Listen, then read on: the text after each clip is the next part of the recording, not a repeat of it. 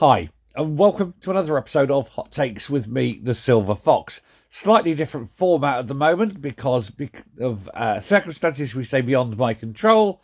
I'm currently sitting in the car outside the doctor's, wherein there is a pharmacy, because they said that apparently they tried to deliver some medicine yesterday and they couldn't, so I'm waiting for it to open. And it'll open in a few minutes. It opens at 9 o'clock, so I'll be popping in and picking it up. The system is great when it works. The system is not so great when it doesn't. But hey ho, that's a different video on a different day. However, I have seen, and this is a remarkable story. It's all about Seagreen, and it's a power generation plant. It's a wind farm. It's what they call a wind farm, and it's out in there in the sea, and it turns around in the wind and it generates power.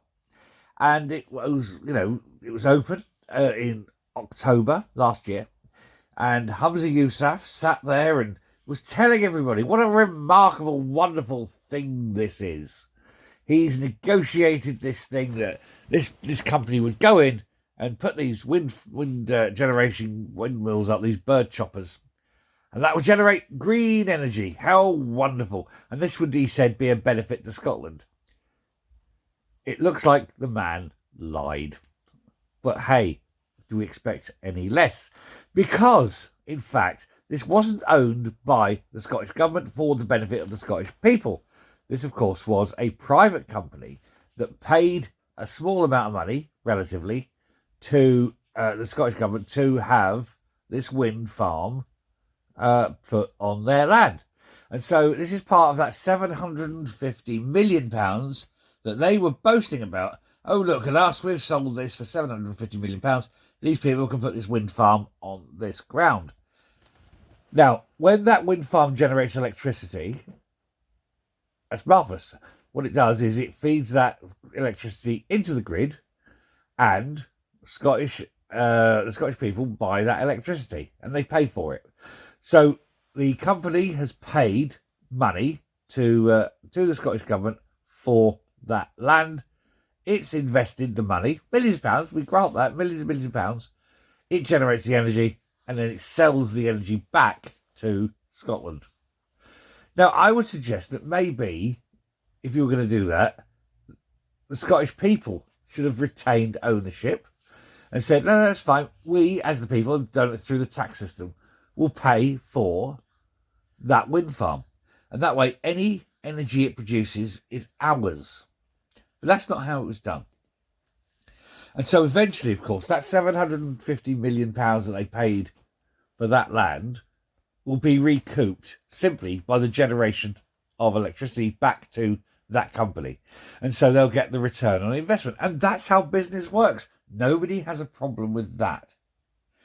However, because of the awful way in which this contract was dealt with, because of the stupidity or the naivety or the plain greed and desperation for the money up front to fill a budget black hole, there is a clause in the contract. And this is a very, very important clause, because this clause is going to cost the people of Scotland a lot of money.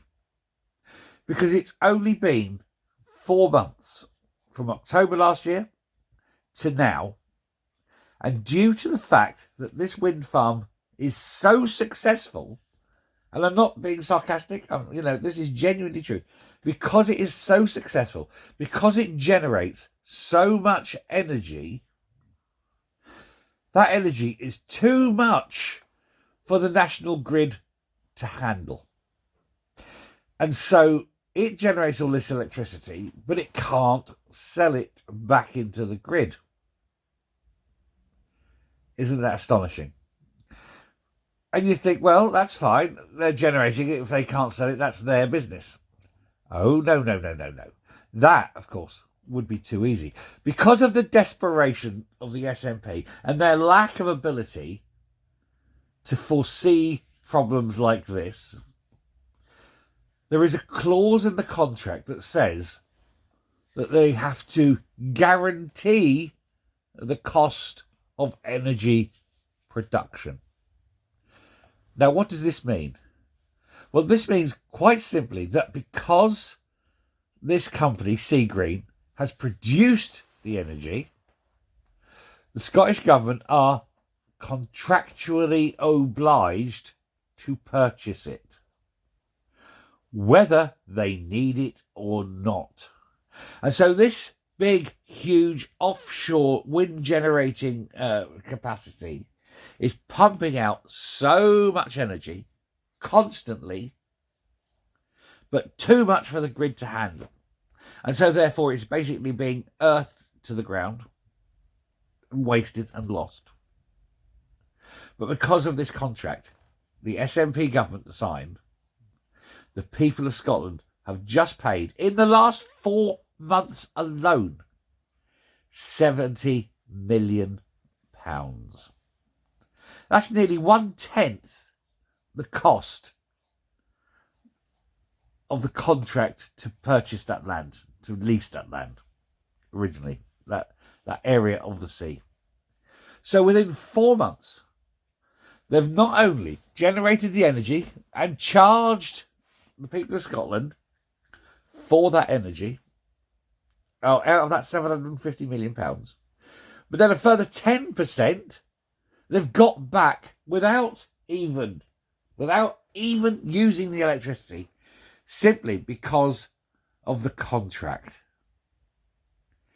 Is that not an appalling waste of money?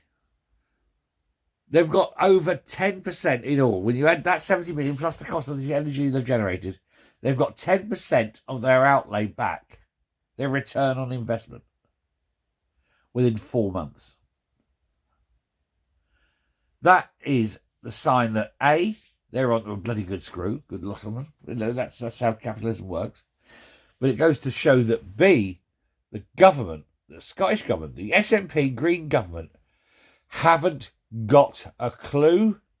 And imagine if that investment had come from the government and gone directly back, so that all the profits from that had gone back into the public purse.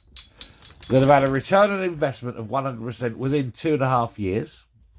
And then on top of that, everything after that would have been pure profit and could have gone in purely to benefit the Scottish people. But they wouldn't do that because that's too hard.